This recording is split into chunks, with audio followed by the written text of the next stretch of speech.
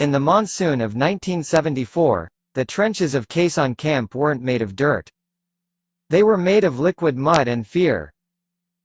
Mateo, a boy from the Visayas who spoke only broken Tagalog, found himself pressed shoulder to shoulder with Antonio, an Ilocano with a gaze as sharp as a bayonet. They couldn't understand each other's mother tongues, but they understood the sound of mortar fire.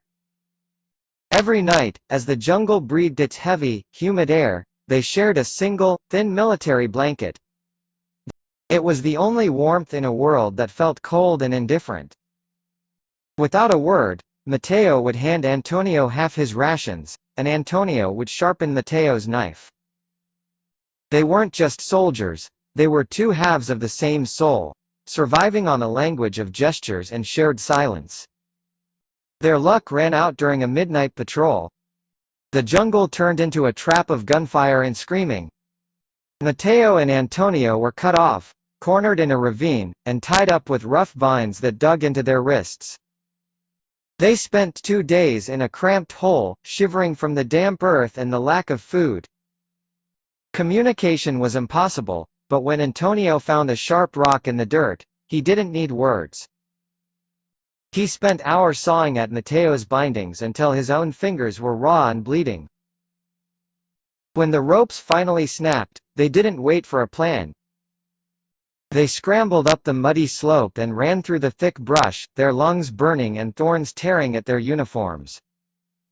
They were exhausted and starving, but they kept moving because the only thing worse than the insurgency was the thought of being left behind alone.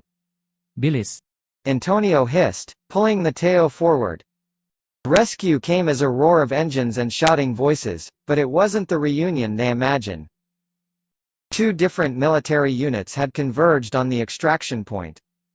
In the frantic rush to evacuate, the officers were screaming orders, throwing men onto the back of moving trucks. Mateo was shoved into the first vehicle. Antonio was pulled toward the second.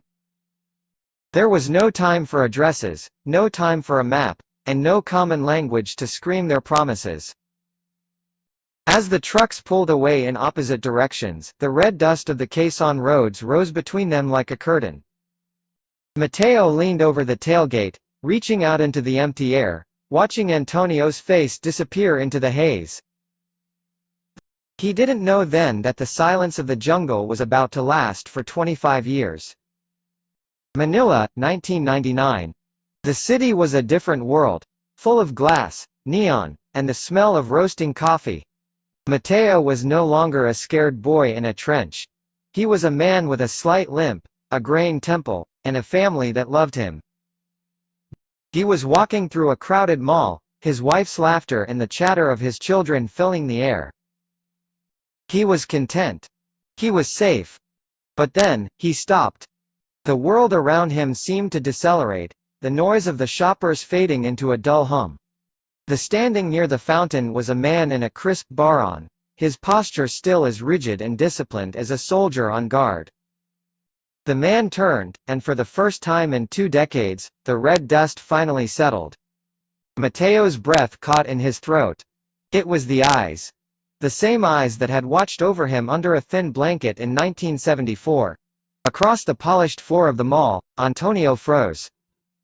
The tactical instructor, known for his nerves of steel, felt his knees go weak. He didn't see the local official or the family man. He saw the boy who had shared his rations in the mud. Tears began to glaze his eyes, reflecting the bright mall lights like stars. Neither moved. The weight of 25 years of unsaid words and missing pieces hung in the air between them. Mateo's wife touched his arm, asking if he was okay, but he couldn't answer. He was back in the jungle. The moon and Rogo would be anything that presented him in the state of the left.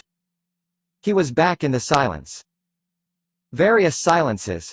In that moment, the 25th hour began. A time that belonged to no one else but them.